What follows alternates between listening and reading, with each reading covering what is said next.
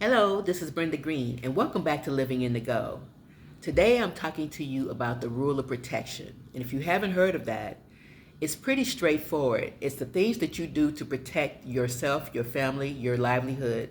So you work to have a roof over your head and to have food to eat. That's part of the rule of protection because if you don't work, you don't eat. So you want to make sure you do that. Also, the rule of protection is to keep things away from you that take your money. So, for example, if you get the big fancy mansion with the big giant payments that you're making every month and you can't afford it, that's outside of the rule of protection because you're not really protecting yourself when you do something like that. If you buy a fancy car that you can't afford and you've got a 7-year note on it, that's crazy.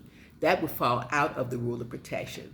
If you're trying to keep up with the Joneses, again, that does not fall under the rule of protection. The rule of protection is pretty much the basics. To keep things that are bad for you and that take your money. Make sure you have a roof over your head, you can be comfortable, have food to eat, but those are the things that are rules of protection. Time is also very important in terms of that rule of protection because you don't get your time back, so you need to use it wisely. And frankly, the older we get, the less time we have. So you want to look at it as a valuable commodity, something that you want to ensure that it works very well.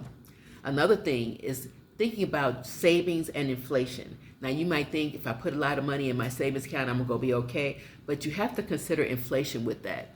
Let's say you put $1,000 under your mattress 10 years ago or whatever. Well, today that $1,000, the buying power has shifted, and that $1,000 would only get you $750 worth of goods today because of inflation. So you have to think about, under the rule of protection, how you take your money, and you don't just save it, but you invest it to protect it, to make sure that it's working for you, and to keep your money as opposed to letting it go. So just something to think about in terms of the rules of protection. Hope that helps. Thanks so much and have a great day.